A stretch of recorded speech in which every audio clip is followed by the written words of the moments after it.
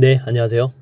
오늘은 눈 깜짝할 사이에 SK 하이닉스, 펜토초, 그루빙, 아토초 읽어보겠습니다. 신기술 도입은 모니터링할 필요가 있어서 정리를 해봅니다. 바로 눈 깜짝할 사이라는 말이 있습니다. 눈꺼풀이 한번 내려왔다가 올라가는 눈 깜짝할 사이, 바로 0.1초 정도가 걸립니다. 찰나라는 말도 있죠. 찰나는 불교 경전의 용어로 고대 불교에서는 하루에 648만 찰나로 보고 있습니다. 1찰나는 대략 0.01초 정도입니다. 초를 천 단위로 나눌 수 있죠. 초는 밀리초, 마이크로초, 나노초, 피코초, 펜토초, 아토초, 잽토초로 내려갑니다. 여기서 우리가 흔히 시중에서 뉴스에서 듣는 말은 나노 단위다, 나노초라고 하는 10억분의 1이 바로 나노초고요. 그 다음이 1조분의 1이 피코초고요. 1000조분의 1이 펜토초입니다. 100경분의 1이 아토초, 그 위는 잽토초, 이렇게 올라가는 거죠. 내려간다고 해야지 될까요? 아무튼 100경분의 1인 아토초의 아토는 18, 18을 뜻합니다. 100경의 동그라미가 18개라서 아토라는 접두사를 붙이게 된 거죠. 이렇게 알고 있으면 좀 쉽겠네요. 아토초, 100경. 시간을 아토초까지 극단적으로 나누는 이유는 이 정도는 되어야 원자와 전자의 운동을 제대로 관측할 수 있기 때문인데요. 아토초는 일반인에게는 생소한 단위지만 과학자들에게는 익숙한 단위입니다. 미 에너지부 DOE는 과학국은 21세기를 주도할 5가지 거대한 도전 과제 그랜드 챌린지스를 선정합니다.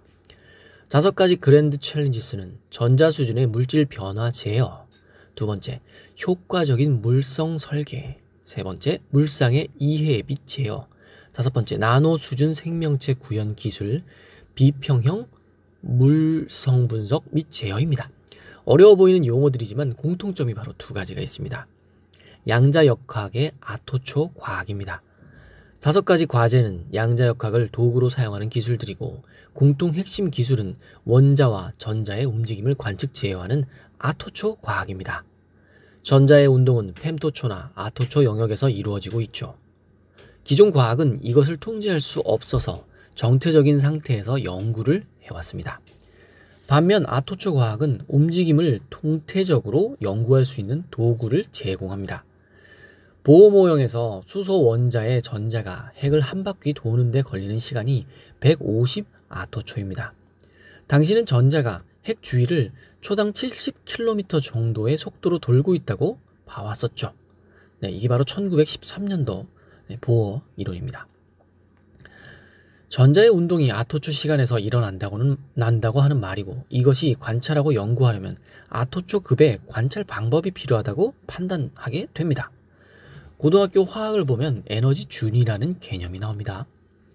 원자의 전자들은 에너지가 가장 낮은 상태에 있는데 이 전자가 에너지를 흡수하면 높은 에너지 상태로 이동을 합니다. 높은 에너지 상태를 들뜬 상태라고 표현을 하는데, 들뜬 상태의 전자는 불안정한 만큼 낮은 에너지 상태의 궤도로 되돌아가려고 합니다.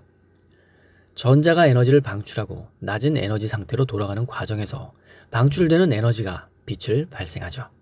전자가 어떻게 빛을 흡수하고 방출하는지 연구하려면 전자의 움직임보다 짧은 빛의 강한 펄스가 필요합니다. 내기 하나가 연구 도구 발명의 바탕이 되었습니다. 19세기만 하더라도 말이 주요 교통수단이라는 관심이 많은 동물이었죠.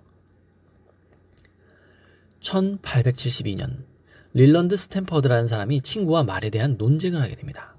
스탠퍼드는 말이 달릴 때 한두 개의 발굽은 반드시 땅에 닿아 있어서 내 발굽이 모두 땅에서 떨어지는 경우는 없다고 주장한 것입니다. 논쟁의 결론이 나오지 않자 돈이 많은 스탠퍼드 영국의 천재 사진사 에드워드 마리브리지에게 이것에 대한 검증을 의뢰하게 됩니다. 친구와 사소한 논쟁을 해결하기 위해 현재 가치로 15억 원 정도를 지불해서 에드워드 마리브리지를 고용한 것이죠. 16년이 지난 1878년 에드워드는 12대의 카메라를 30cm 간격으로 늘어놓는 방법을 시도합니다. 가느다란 실을 늘어놓은 카메라의 셔터에 연결해서 말이 지나갈 때 실이 끊어지면서 셔터가 눌러지게 한 것이죠. 네, 과거에는 동영상이라는 기술이 없었으니까요. 계속 읽어보겠습니다. 말이 달릴 때 내 발굽이 모두 땅에 떨어지는 순간이 12대의 카메라 중 3대에 포착이 되었고 스탬퍼들은 6년 만에 내기에서 패배를 합니다. 내기 결과가 화제가 되어 잡지에 사진이 나가자 말이 달리는 사진을 연결하면 말이 움직이는 것처럼 보이는 것을 알게 되었죠. 1년 뒤 1879년 12대의 카메라를 24대로 늘려서 움직이는 피사체를 촬영하는 기구가 나왔는데 이것이 바로 최초의 영사기가 되었습니다. 친구의 내기에서 패배한 대신 영사기 발명의 계기를 만들어준 스탠퍼드가 만든 대학이 미국 스탠퍼드 대학교가 되었습니다. 너무 빠르게 움직이는 물체를 사진으로 찍으면 움직임이 흐릿하게 번지는 이미지로 나타납니다. 이때 아주 빠른 속도로 플래시를 터뜨려 물체를 비추면 순간적으로 시간이 멈춰 있는 것처럼 선명한 이미지를 포착할 수가 있습니다. 이거는 저도 몰랐네요. 흐린데 순간적으로 플래시를 터뜨리면 멈춰 있는 것처럼 찍을 수 있다고요. 네, 계속 읽어보겠습니다. 즉 밝은 빛과 빠른 조리개가 있으면 움직이는 물체를 선명하게 찍을 수가 있다는 것이죠. 초당 70km로 빠르게 움직이는 전자의 움직임을 포착하려면 엄청나게 밝은 빛이 필요한 이유입니다. 엄청나게 밝은 빛을 만든다는 것은 높은 에너지를 가진 빛을 만들어야 한다는 것이죠. 에너지는 E라 하고 HV라는 공식이 있고 V는 빛의 진동수입니다. E는 HV. 진동수의 단위는 헤르츠를 사용하는데 높은 빛의 에너지 E를 만들려면 V의 진동수를 높이면 됩니다. 펄스는 심장의 박동인 맥박처럼 짧은 시간에 발생하는 진동을 의미하죠. 아토초 펄스는 엄청난 고에너지로 극도로 짧은 시간에 발생하는 빛의 진동입니다. 2023년 노벨 물리학상은 아토초 펄스를 만드는 방법을 증명한 사람들에게 돌아갑니다. 노벨상 위원회 홈페이지에는 아토초 펄스를 만드는 방법이 자세하게 설명되어 있지만 우리는 과학자가 아니라 유저입니다. 아토초 펄스를 만드는 어려운 방법을 설명하지는 않겠습니다. 한 명이 방법을 알아냈고 2명이 실험에 성공을 해서 현실에서도 아토초 수준의 관찰이 가능한 것을 확인했다 정도로 알면 될 듯합니다. 우리는 유저이자 투자자이므로 이런 것들이 현실에서 어떤 파급 효과를 나타낼지 가장 궁금하기 마련이죠. 중국이 미친 듯이 가지고 싶어하는 ASML의 최신 EUV 노광기가 있습니다. 3나노 이하의 반도체를 만드는 데 필수적인 장비로 이 장비의 핵심 기술이 빛을 만들고 증폭하는 광학 기술입니다. 현재는 EUV 노광기는 아토초 바로 밑의 펨토초 기술이 적용되고 있습니다. 차세대 EUV 노광기는 아토초급 광학 기술이 들어갈 것이라고 합니다. 펨토초 기술은 안과에서 시술하는 스마일 라식 장비에도 적용되고 있습니다. 아토초와 관련해서 가장 활발하게 연구가 진행되고 있는 쪽은 의학과 화학 분야입니다. 아토초급의 분석 기술이 적용되면 음식이나 약을 먹을 때 몸이 어떻게 반응한지를 원자 단위급으로 추적할 수가 있는데 유전병은 비정상적인 상태가 된 전자가 유전자를 손상시키기 때문에 발생을 하고 있죠. 아토초 펄스를 사용하면 DNA가 손상되는 짧은 순간을 볼 수 있어 유전자 손상이 발생하는 과정도 명확히 규명할 수가 있습니다. 아토초 과학은 의료 진단의 신약 개발 속도를 비약적으로 빠르게 만들 수가 있고 새로운 화학 물질의 개발도 마찬가지입니다. 군사적인 부분에서도 큰 변화가 가능하죠. 아토초 과학은 10초에 한 번씩 밖에 발사할 수 없는 레이저 무기를 기관단총 쏘듯이 쏠 수 있게 만들 수도 있습니다. 전자의 운동에서 화학 반응이 일어나게 되는데 전자의 움직임을 관측할 수 있다는 것은 화학의 근본 연구 방식을 바꿀 수 있다는 거죠. 구글에서 아토초 연구와 AI를 결합하는 TF팀이 만들어집니다. 전자의 움직임을 관찰하고 AI를 활용해서 데이터 분석 결과를 도출해 보려는 시도입니다. 지금까지 물리학이 양자역학의 시대였다면 앞으로는 동력학 시대가 될 것이라고 합니다. 동력학은 다이나믹스입니다. 하나의 상태에서 다른 상태로 옮겨갈 때 전자의 레벨에서 어떤 일이 일어나는지를 연구하는 동력학. 물리학의 미래라는 뜻입니다. 아토초 펄스를 이용하면 원자의 상태를 초고속 초종밀로 측정할 수가 있죠. 전자의 상태를 측정하게 전자의 상태를 정확하게 측정할 수 있다는 것은 원자 내부를 정확하게 알 수 있다는 의미이기도 합니다. 이런 아토초 펄스를 만드는데 초강력 레이저가 필요하죠. 시분해 분광학은 물질이나 화합물에서 일어나는 빠른 특성 분야를 연구하는 분야로 물리학과 물리화학이 융합된 영역입니다. 네, 다시 한번 읽어보겠습니다. 시분해 분광학. 네, 말도 참 어렵네요.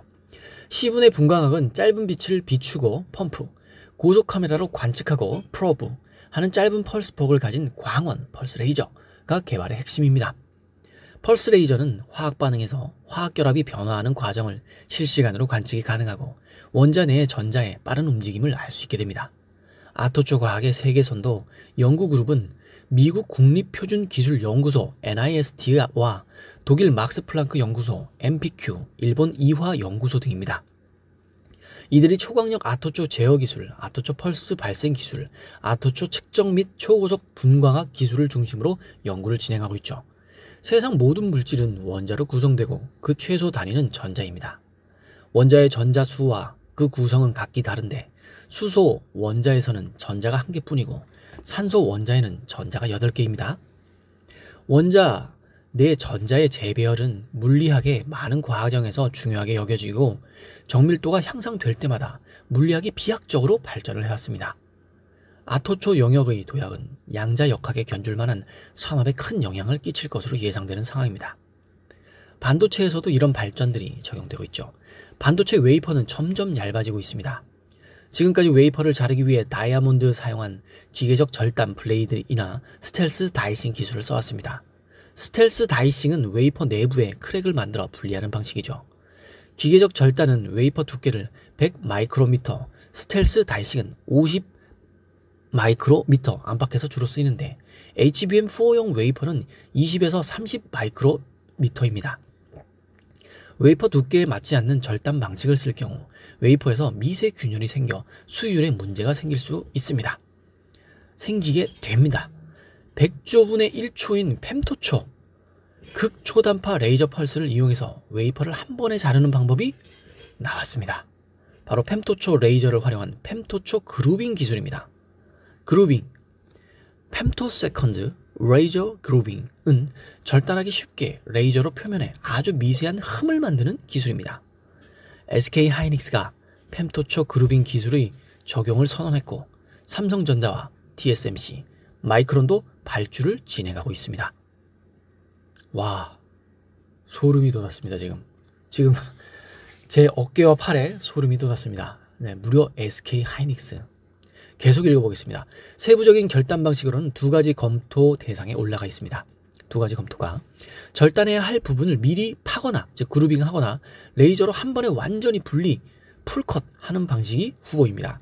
펨토초 그루빙은 일본 기업이 앞서가고 있는데 한국 기업도 빠르게 따라잡았다는 이야기가 들리고 있습니다. 네, 이야기가 들리고 있습니다. 이게 정말 중요합니다. 안에 연구진은 분명 이걸 개발을 했을 거고요. 분명 힌트를 얻었을 거고요. 네, 내부에서는 완전 화들짝 놀라고 있겠죠. 이야기가 괜히 새어나오는 게 아니라는 거죠. 하지만 보안이 철저하기 때문에 상용화가 되는 데까지는 오래 걸리지만 선언했다는 게 저는 중요하다고 생각합니다. SK 하이닉스가요. 네, 계속 읽어보겠습니다. 장비 납품사가 어디로 정해질지 관전 포인트가 될 것 같습니다. 네, 한 줄 코멘트입니다. 아토초 기술은 점진적 발전이 아니라 점프하는 수준의 발전을 가져오는 도구입니다. 신기술에 대해서 항상 관심을 가질 필요가 있고 레이저포가 벌컴포처럼 초강력 빔을 쉴 새 없이 발사하게 된다면 굉장한 미래 무기가 될 것 같다는 생각이 듭니다. 네, 댓글 안 읽어볼 수가 없겠습니다. 좀 소름이 돋는데. 자, 한 번에 50번에서 80번 검은 것은 글이요, 흰 것은 종이었는데 중간중간에 메르님이 우리라고 해줘서 좋았지만 메르님의 과학자 아니신지 또 한 번 놀라봅니다. 진짜 오늘 깜짝 놀랐습니다. 항상 경제 이야기만 하다가 펨토초, 아토초 나 이거밖에 기억이 안 나는데 숫자도 생각이 안 납니다. 네, 펨토초 기술이 적용되고 있다라는, 아토초 기술이 적용되고 있다는 이런 거 정말 재밌네요. 자, 루림의 댓글입니다. 문과인 저는 오늘 많이 어렵네요. 네, 그 아래. 이과인 저도 어렵네요. 카카카. 그 아래. 예체능은 얼마나 어렵겠습니까? 카카카. 그 아래요. 어렵기에 여러 번 검색하면서 읽어보는 중입니다. 내일 일어나서 계속 읽어보려고 합니다. 그 아래. 무학은 오죽하겠습니까? 아, 왜 이렇게 웃기죠, 이거? 아, 문과가 어렵다고 하니까 이과 나왔고 예체능 나왔고 그 아래 무학은 오죽하겠습니까? 아, 잠깐 눈물 나도록 어렵네요. 자, 그 아래 등목원님의 댓글 읽어보겠습니다. 전에 히토류를 해서 시작이다라고 생각하고 바로 샀는데 MP 100% 넘게 올랐네요. MP요? 이게 뭐죠? 아, 저는 TMC 샀는데 수익률이 26%에 불과하네요. 순간의 선택이 수익률을 좌우하네요. TMC 샀는데 어제 7% 먹었네요. 네, MP가 제가 무슨 주식인지 몰라서 100% 넘게 올랐다고 합니다. 아, 저는 개인적으로는 S로 시작하는 주식을 들고 있어서 또 재밌게 읽었네요. 그루밍으로 생각하셔서 고양이 그림도 많이 넣으신 거로 보이는데 그루밍입니다. 점점점. 하니까 그 아래 메르님이 감사합니다. 씩. 아, 네, 그러니까 초반에 사진에 고양이가 나와서 그루밍. 네. 자, 조금 더 아래 댓글 좀 웃긴 것들이 있나 한번 찾아보겠습니다. 네, 솔레님입니다. 현재 물리학에서 전자가 초속 70만 킬로미터로 원자핵을 돌고 있다고 설명하지 않습니다. 그 부분은 수정이 필요하겠네요. 네, 그 아래 보호 모형에서 라고 추가했습니다. 현재는 확률적 분포로 보고 있지요. 와, 네, 이미 다 알고 있습니다. 이미 다 알고 있어요. 어떤 과학자가 와서 이렇게 팩트를 날려도 그 팩트에 반박하는 검증까지 하는 메르님. 아, 정말 저는 추종 안 할 수가 없습니다. 네, 좀 더, 네, 아무튼 오늘 신나게 웃었네요. 네, 여러분 오늘 즐거운 금요일 되시고요. 저는 또 신나게 출근하겠습니다. 이거 저는 출근하면서 다시 읽습니다. 다시 또 제가 녹음한 거 또 듣고요. 감사합니다.